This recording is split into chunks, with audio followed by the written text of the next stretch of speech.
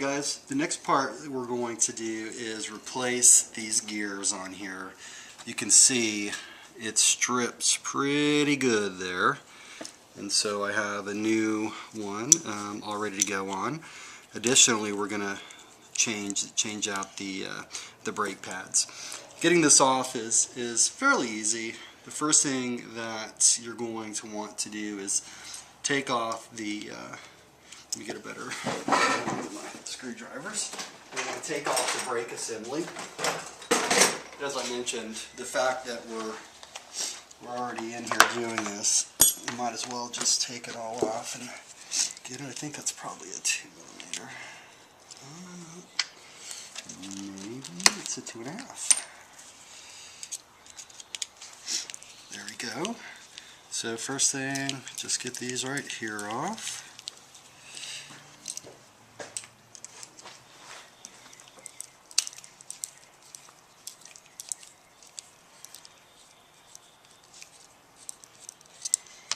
And I'll teach you later how we adjust the brakes.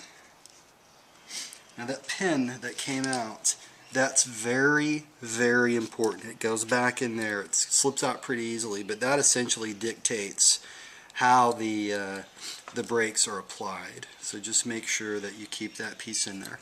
The next thing that we're going to do is take these two screws right here off. Okay, so we take this section right here. You've got these two nuts right here, and these require, I think, a 2mm. There you go. They're just little set screws right in there that you want to loosen. Oop. There's one, and we're able now to pull this piece right here off. Here's our brake disc. Same thing with this. It's got a little set screw inside of it that you're going to want to take off. I essentially want to take both of these right here off the little easer, I think. There we go. Alright. So now, there's a washer. Obviously very careful on that. So this gear here looks like it's in pretty good shape. But, oh actually no, that's the bad one there. It looked good right up until that point there. So, what we're going to do now is apply that onto here, but we're going to have to get these little nuts right here out. Alright guys, so it's about an hour later, and I was finally able to get the new gears on. Essentially what happened, and as well as the new brake assembly, essentially what happened was I made the mistake of not ordering a one-way bearing for one of the spur gears, and so I ended up having to get very MacGyver-like and actually use a hacksaw to go through, cut very, very gently through the existing spur gear just so that I could pull out the one-way bearing and keep it. I simply just didn't want to have to wait for another part. Anyways, I got the brakes looking good. Kind of the trick here, and I'll set this camera up so hopefully you guys are able to see it. The trick here, what you want to do is you obviously want it to be able to move freely, but when this piece right here comes out, it should stop it. Okay, because there's a little, I guess a little knob in there, if you will, that goes out and engages this brake pad. So when that goes out, it stops, and when it's not out, it moves. I can always adjust those later. The way you adjust it is with these two screws right here. So now we're going to go ahead and put it back on, put the dog bones on it, and get it installed. Okay, now we've got the drive shaft put back on, and you can see everything seems so far to be looking good. These essentially are the dog bones, and it's pretty easy. You just hook these in here, here. Then what you want to do is hold it, flip it over, and then screw it back on from the bottom. And one thing else that I've learned is that unless you fill a part is just completely useless. I hang on to it, and I don't think this shock tower is completely useless. I mean, you guys see I got connecting rods, flywheels, even a broken connecting rod, all sorts of just stuff that you never know when it might become useful. So certainly, anything that you think you don't have a use for, still hang on to it because, excuse my finger, because you never ever know. So just a tip for everyone.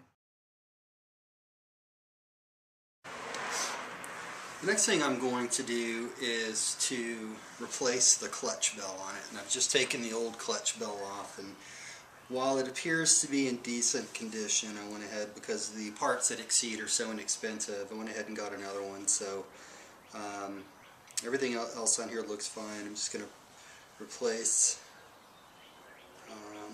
this bearing right here. Actually, I want to give it a quick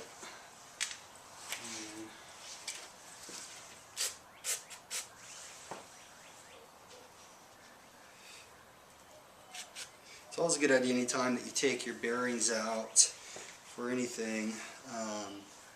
It always is a good idea to give just a quick cleaning, keep them in premium shape. Okay, so got that. Put this back in there. Go.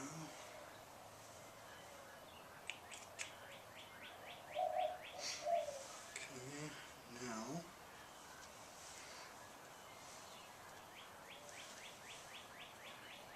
the thing I want to do is just put this cap screw on.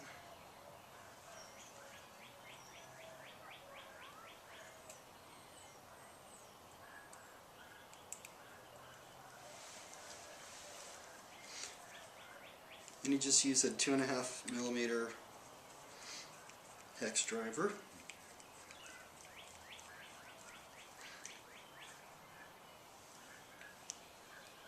Screw it back on.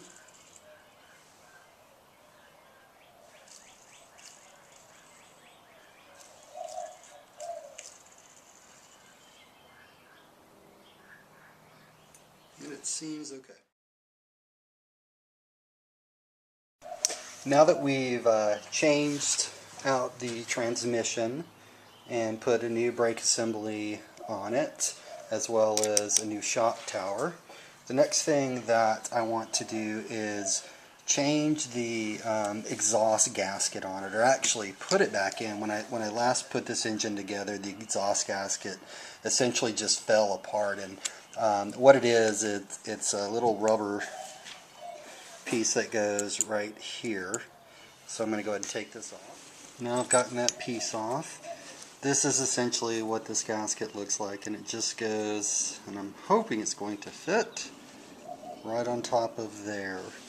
I actually did not get this from Exceed. I bought it from Red Cat Racing, simply because the Exceed didn't have this part, and it's for the VX18 engine. They were kind enough to send about 5 of them, and so that's nice, so I can change them out periodically as they begin to wear out. And now we have the new gasket on. Okay, next step is to mount the engine and set the gear mesh.